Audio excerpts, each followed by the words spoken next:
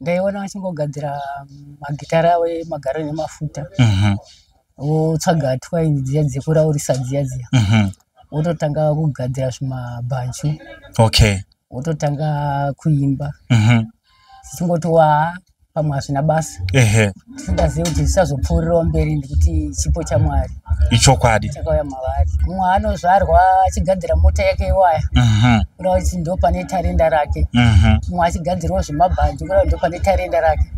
Saka mwana haafanirwi kudzvanyirirwa pamwe ndo zvinozoita kuti vanhu vagute vadye. Ichokwadi.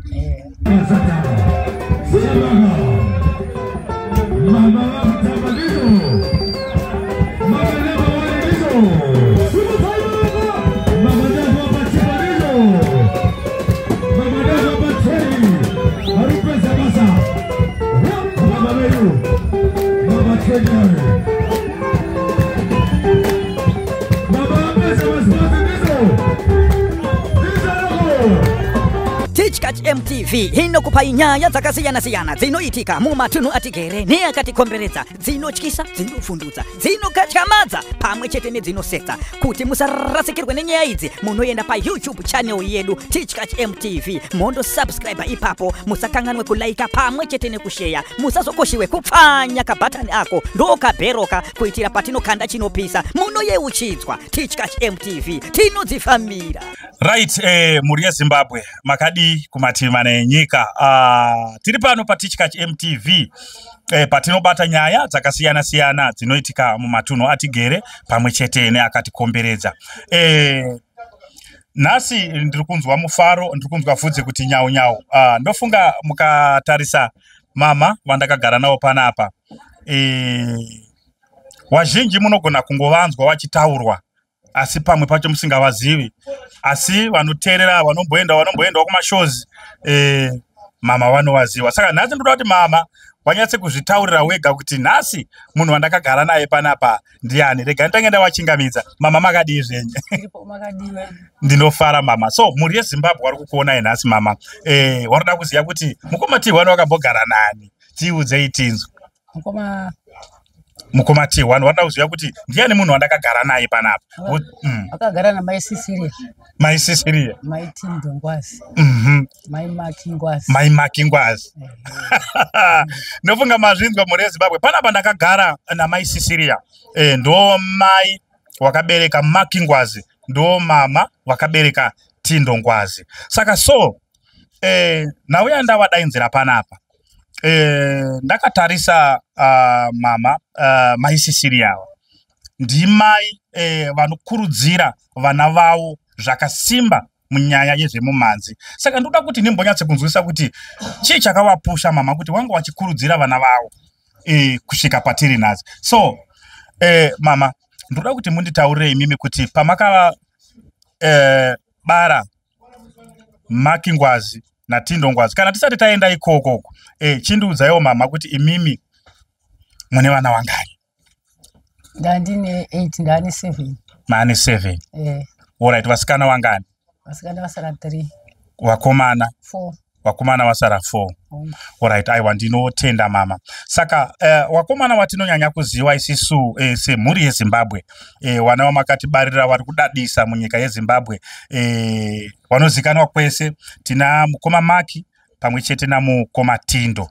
Saka so imimi mama pamakabereka mukoma Maki Ngwazi na mukoma Tindo, wari wadiki, pane here zviratidzo zvairatidza kuti wana wachava waimbi mangwana?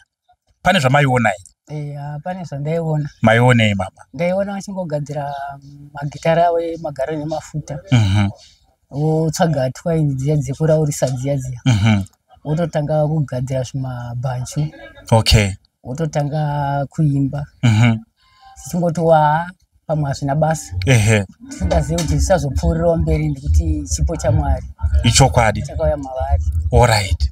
Asi mama takazvitarisa isisu, ndofunga nguva yamuri kutotaura yewe nguva yemagaroni nemabhanju aya, mabhanju emagaroni aya, ndo paibuda mashoko ekuti mwana akaonekwa akabata garoni achigadzira aitorohwa naamai kuti iwe siya chigaroni chawakabata ndezveurombe izvi. Ngeimimi musina kudaro kuwana wenyu? Ndakagara ndatongoziva kuti zvipo zvapinda, ndekuti mudzinza zvanga zvirimo pana parafini mukoma wababa wacho vaiita zvemadhirama kuti ndokwasaenda. Saka munoreva kuti parafini na baba wewakomana mukoma nemuningeni. Alright mama, aiwa tinotenda zvikuru. Saka ikurudziro yipi yamakazokwanisa kuwabuilda maiwakurudzirawo here sewana kuti rambai muchiita vanangu mangwana hatizivi kwazvinoenda nako? Aiwa ndaikurudzira, ndakambotanga kurwadziwa pekutanga. Zvinge zvakamira sei? Pamwe zvinogona kuvatadzisa chikoro. Asina angoti regai timbozvitarisa tione. Tingobatsirana kuti aingoimba chero kuchechi vaimba. Zvakanyanya vauzopinda mumanzimo vachingoti mwamwe achiti ndinoda kutedzera mukoma Aleki Macheso. Mumwe achiti oda kutsiwawo James Chimombe pajemedza kunjanja. Alright. Aiwa tinotenda mama. Saka kunewo vane wana vari kutangawo zvavari kutanga mama, zvichidawo vamwe vanhu vanogona kufungidzira kuti pamwe zviri kuita vana zvishande. Mashoko api amuri kuda kuwasira? Izvozvi tikada kutarisa imimi wacho makabereka mukoma Maki, makabereka mukoma Tindo, matoserebhuka bhozi mukatonzi hapana masongo mashoma vanoimba pasina maisisiri. Zita renyu wakatogadzira songo maisisiri vatorimo mukati. Ini ndaitoshaya kuziva kuti iwo maisisiri wacho wakazoita sei, nhasi ndasangana newe. Aiwa tinotenda mama, tinokutendai nekuti barira vana vari kufadza nyika yeZimbabwe. Saka nhasi mashoko amuroda kusiyirawo kune vabereki vane vana vavo.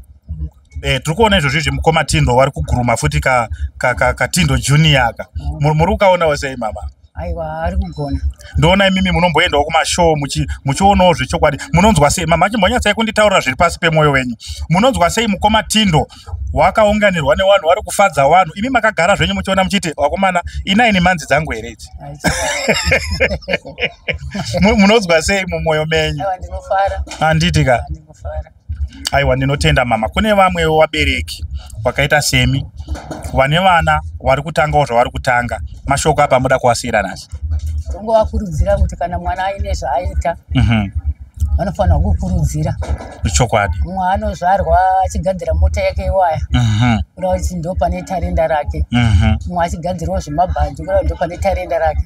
Saka mwana haafanirwi kudzvanyirirwa. Pamwe ndo zvinozoita kuti vanhu vagute vadye. Chokwadi.